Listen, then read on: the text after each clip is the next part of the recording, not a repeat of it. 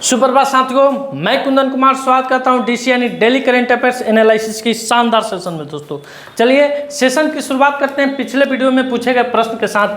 क्या था प्रश्न दोस्तों कि हाल ही में राष्ट्रपति मुर्मू ने किसे कलिंग रत्न पुरस्कार प्रदान किया है। तो दोस्तों कलिंग रत्न पुरस्कार आपको उस दिन बताए थे साहित्य के क्षेत्र में दिया जाता है दोस्तों, और अब की बार का यह पुरस्कार हमारे जो अभी वर्तमान समय में शिक्षा मंत्री है धर्मेंद्र प्रधान, इनको मिला है। धर्मेंद्र प्रधान उड़ीसा से बिलोंग करते हैं दोस्तों। कहाँ से? उड़ीसा से आते हैं, और संयोगवश राष्ट्रपति भी कहाँ की है? उड़ीसा की है। यह इस पुरस्कार का आयोजन उड़ीसा की राजधानी भुवनेश्वर में किया गया था। किस? कलिंग रत्न पुरस्कार का आयोजन दोस्तों। अब आते हैं आज के सवाल पर, और आज के सवाल है, आज के सेशन का पहला सवाल है अंतर्राष्ट्रीय चंद्र दिवस 2025 कब मनाया गया है। तो सबसे पहले जानते हैं दोस्तों कि अंतर्राष्ट्रीय चंद्र दिवस 2025 इसकी शुरुआत कब हुई थी दोस्तों। तो आप सभी को मालूम है दोस्तों 20 जुलाई 1969 ईस्वी को नील आर्मस्ट्रांग ने सर्वप्रथम चंद्रमा के सतह पर अपना पग रखे थे। उन्हीं की याद में हर एक साल हम लोग 20 जुलाई को अंतर्राष्ट्रीय चंद्र दिवस के रूप में सेलिब्रेट करते हैं। इसकी शुरुआत की अगर बात कर ले हम लोग कि इसकी शुरुआत कब हुई थी दोस्तों, तो इसकी शुरुआत 2021 ईस्वी में हुई थी। कब हुई थी? 2021 ईस्वी में हुई थी। तो इस क्वेश्चन का उत्तर हो जाएगा ऑप्शन नंबर 3, 20 जुलाई। क्या हो जाएगा? 20 जुलाई इस क्वेश्चन का करेक्ट उत्तर हो जाएगा दोस्तों। अब आते हैं अगले प्रश्न पर। अगला प्रश्न भी आपका एक दिवस से ही रिलेटेड है कि अंतर्राष्ट्रीय शतरंज दिवस कब मनाया गया है। और इस क्वेश्चन को बताते बताते आप ये भी बता दीजिए कि शतरंज का जन्मदाता देश कौन है। शतरंज का जन्मदाता देश कौन है, इसका भी उत्तर आपको देते चलना है। तो सबसे पहले जानते हैं कि फिडे ने सामाजिक शतरंज वर्ष की शुरुआत की है, जो इस खेल को समावेशित शिक्षा, सशक्तिकरण और मानसिक स्वास्थ्य के साधन के रूप में उपयोग करने के लिए समर्पित एक पहल है। इस साल यानी 2025 की इसकी थीम क्या है? Every move counts. क्या है दोस्तों? एवरी मूव काउंट्स है। इसकी भी शुरुआत कब हुई है? 20 जुलाई की इसको हम मनाते हैं। और इसकी शुरुआत की बात कर ले तो इस साल से इसकी शुरुआत हो रही है, यानी 2025 से इसको मनाया जा रहा है दोस्तों। अब आते हैं अगले प्रश्न की तरफ। अगला प्रश्न आपके स्क्रीन पे है कि बिहार का कौन सा जिला पहली भारतीय ओपन एथलेटिक्स मीट की मेजबानी करेगा। तो दोस्तों बिहार के पटना में, कहाँ? बिहार के पटना में खेल परिसर है पाटलिपुत्रा खेल कम्प्लेक्स, उसमें दोस्तों पहली बार भारतीय ओपन एथलेटिक्स मीट की मेजबानी हो रही है दोस्तों। बिहार के पटना के पाटलिपुत्रा स्पोर्ट कॉम्प्लेक्स में पहली बार इंडियन ओपन एथलेटिक्स मीट 2025 की मेजबानी कर रहा है। इस एक दिवसीय आयोजन में भारत भर से लगभग 400 से अधिक एथलीट्स भाग ले रहे हैं। कितने एथलीट? 400 से अधिक एथलीट भाग ले रहे हैं। इसका आयोजन भारतीय एथलेटिक्स महासंघ AFI और बिहार राज्य खेल प्राधिकरण द्वारा किया गया है।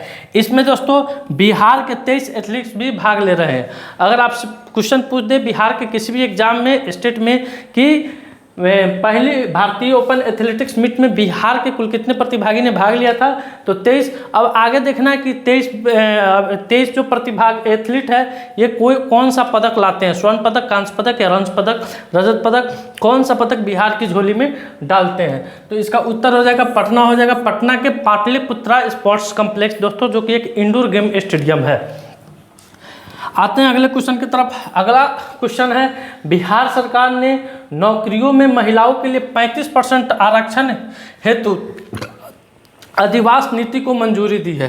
पहले दोस्तों जो महिला बाहर की जो भी महिला थी वो भी इस 35% का हिस्सा थी, लाभ उठाती थी। अब जो बिहार छोड़ के अन्य राज्य की जो महिला है वह जनरल कैटेगरी में आएगी, और इसका लाभ दोस्तों सिर्फ और सिर्फ बिहार के महिलाओं को मिलेगा। बिहार कैबिनेट ने सभी ग्राम पंचायतों में 4026 करोड़ रुपए से एक विवाह भवन बनाने को मंजूरी दी है। साथ ही साथ एंड्रॉयड आधारित मोबाइल के माध्यम से ई-वोटिंग प्रणाली लागू करने का फैसला बिहार ने किया है। बिहार में सर्वप्रथम पूर्वी चंपारण जिले के पकड़ीदल अनुमंडल में एक महिला और एक पुरुष के द्वारा अपना वोट ई वोटिंग के प्रणाली के माध्यम से उन्होंने अपना वोट डाला है दोस्तों। उसके बाद है बिहार के मुख्यमंत्री ने विक्रम सौर परियोजना का उद्घाटन किए हैं। मोदी स्मृति संग्रहालय का शुभारंभ बिहार के मोतिहारी में किया गया है दोस्तों, राधा सिकारिया के द्वारा। बिहार सरकार ने महिला संवाद अभियान शुरू किया है। बिहार की कैबिनेट ने कोसी मेची अंतर्राज्यीय लिंक परियोजना को मंजूरी दी है, और पहला सौर वेदनाम उत्सव बिहार के पूर्वी चंपारण जिले के मोतिहारी शहर में हुआ है। यानी आज की इस करेंट अफेयर से आपको मोतिहारी शहर से कितने क्वेश्चन देखने को मिले? 3। ये और ये ई वोटिंग प्रणाली पकड़ी दयाल में जो अभी पंचायत चुनाव हुआ था उसमें डाला गया है।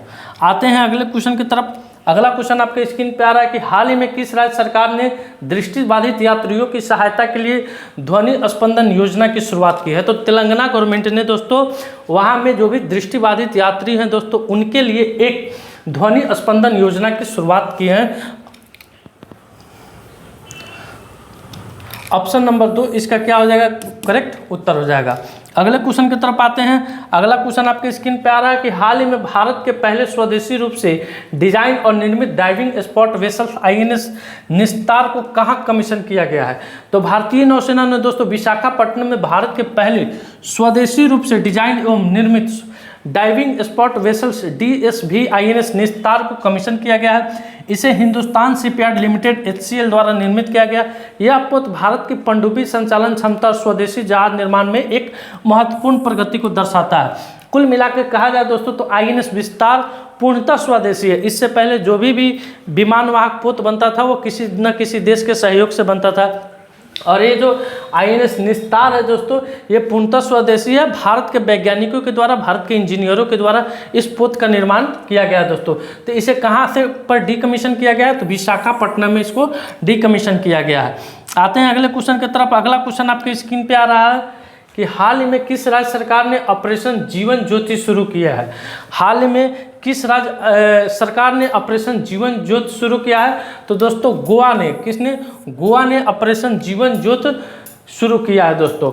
अगले क्वेश्चन पर आते हैं। अगला क्वेश्चन आपकी स्क्रीन पे है कि हाल ही में केंद्रीय मंत्री पीयूष गोयल ने कहा IIMUN सम्मेलन 2025 का उद्घाटन किए हैं? तो दोस्तों केंद्रीय वाणिज्य एवं उद्योग मंत्री हैं पीयूष गोयल ने नोएडा में IMUN सम्मेलन 2025 का उद्घाटन किए हैं। भारत का अंतर्राष्ट्रीय राष्ट्र एकीकरण आंदोलन किशोरों में भारतीय तरीकों से वैश्विक नागरिकता को बढ़ावा देने के उद्देश्य से 3 दिवसीय सम्मेलन का आयोजन किया गया है। Indians international movement to unite nation IIMUN का क्या है दोस्तों? फुल फॉर्म है। तो कहाँ इसका उद्घाटन हुआ है? तो नोएडा में हुआ है दोस्तों। आते हैं अगले क्वेश्चन की तरफ। अगला क्वेश्चन आपके स्क्रीन पे कि हाल ही में 2 दिवसीय युवा आध्यात्मिक शिखर सम्मेलन कहाँ शुरू हुआ है? तो दोस्तों युवा आध्यात्मिक शिखर सम्मेलन वाराणसी में शुरू हुआ है। इसका उद्देश्य है मादक पदार्थों के विरुद्ध सामूहिक राष्ट्रीय प्रतिबद्धता व्यक्त करना। 2 दिन का यह सम्मेलन विकसित भारत के लिए नशा मुक्त युवा विषय पर केंद्रित है दोस्तों। तो इसका संचालन कहाँ हुआ? इसका सम्मेलन कहाँ शुरू हुआ है? तो वाराणसी के BHU कैंपस में दोस्तों। कहाँ? BHU के कैंपस में शुरू हुआ है। आते हैं अगले प्रश्न की तरफ। अगला प्रश्न आपके स्क्रीन पे आ रहा है कि हाल ही में ASI ने किस राज्य के लुंगफुन रोपुई को राष्ट्रीय महत्व का स्मारक, याद आया अजीत जी को राष्ट्रीय महत्व का स्मारक घोषित किया है? तो दोस्तों भारतीय पुरातत्व सर्वेक्षण ASI ने मिजोरम के लुंगफुन रुपुई को प्राचीन स्मारक और पुरातात्विक स्थल और अवशेष अधिनियम 1958 के तहत राष्ट्रीय महत्व के स्मारक के रूप में नामित किया है। वांगछिया में स्थित कौछुआ रोपुई के बाद यह राज्य का दूसरा महापाषाण युग का स्थल है जिसे ASI द्वारा राष्ट्रीय महत्व के स्मारक के रूप में घोषित किया गया है। तो इस क्वेश्चन का उत्तर क्या हो जाएगा? मिजोरम हो जाएगा। ऑप्शन नंबर 2 हो जाएगा। अगले क्वेश्चन की तरफ आते हैं। अगला क्वेश्चन आपकी स्क्रीन पे आ रहा है कि हाल ही में किस देश की टीम ने 66वें इंटरनेशनल मैथमेटिकल ओलंपियाड में शीर्ष स्थान हासिल किया है? तो सबसे पहले जानते हैं दोस्तों ये 66वां IMO यानी इंटरनेशनल मैथमेटिकल ओलंपियाड, इसका आयोजन कहाँ हुआ था? तो इसका आयोजन ऑस्ट्रेलिया में हुआ है। ऑस्ट्रेलिया में हुआ है दोस्तों। इसमें शीर्ष स्थान किस देश ने प्राप्त किया है? तो चमगादड़ चीन ने। किस देश ने? चाइना ने प्राप्त किया दोस्तों। चीन की टीम ने पहला स्थान हासिल किया है। इसके बाद अमेरिका, दक्षिण कोरिया, जापान और पोलैंड रहे हैं।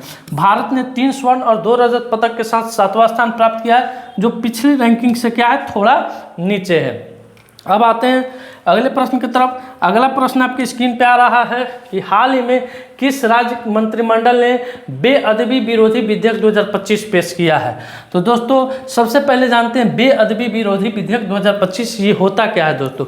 तो इसे पंजाब गवर्नमेंट ने यानी पंजाब के मुख्यमंत्री भगवंत सिंह मान के द्वारा इस विधेयक को पेश किया गया। आप अक्सर देखते होइएगा सोशल मीडिया के माध्यम से दोस्तों कि कोई ना कोई, जैसे हम हिंदू धर्म से हैं तो हम कुरान को जला देते हैं, बाइबल को जला देते हैं, या जो सिख धर्म का होता है गुरु नानक साहिब ग्रंथ उसको जला देते हैं, या जो मुसलमान है वो गीता को जला देते हैं। इस तरह से कोई भी किसी के उपनिषद को, किसी भी के धार्मिक ग्रंथ को क्या करता है, जला देता है और सोशल मीडिया पर बड़ी आसानी से डाल देता है। अब ऐसे करने वाले पंजाब में अगर है कोई, अगर पंजाब में ऐसे करेंगे तो उनको बेअदबी विरोधी विधेयक 2025 के तहत उनको कानूनी सज़ा मिलेगी दोस्तों, और उन्हें कठोर से कठोर सज़ा दी जाएगी दोस्तों। इससे ये क्या होगा कि उन्माद की स्थिति नहीं फैलेगी और सभी धर्मों को सम्मान मिलेगा दोस्तों। कोई किसी धर्म के प्रति नहीं भड़का सकता है किसी को। तो इस क्वेश्चन का उत्तर हो जाएगा पंजाब। अब आते हैं अगले पॉइंट पर, देखते हैं कि क्या है दोस्तों। यही है, पंजाब मंत्रिमंडल ने बेअदबी विरोधी विधेयक 2025 पेश किया है। पंजाब में मुफ्त इलाज के लिए मुख्यमंत्री सेहत योजना की शुरुआत की गई है। पंजाब ने औद्योगिक विकास को बढ़ावा देने के लिए उद्योग क्रांति शुरू की है। पंजाब ने कपास की खेती में दोस्तों 20% की वृद्धि की जाती है। कपास की खेती के लिए कौन सी मिट्टी उपयुक्त है? कपास की खेती के लिए कौन सी मिट्टी उपयुक्त है? पंजाब है काली मिट्टी। उसके बाद कह रहा है पंजाब सरकार ने पराली जलाने पर रोक के लिए 500 करोड़ की कार्य योजना की घोषणा की है, सिर्फ कागज में। उसके बाद पंजाब सरकार ने सभी स्कूलों में एनर्जी ड्रिंक्स पर प्रतिबंध लगा दिया। जैसे कि आप लोग स्टिंग पीते हैं, हमारे यहाँ स्टिंग है, बहुत सारा एप्पल का रेड बुल है, जितना एनर्जी ड्रिंक्स है दोस्तों उसको क्या कर दिया गया, प्रतिबंध लगा दिया गया।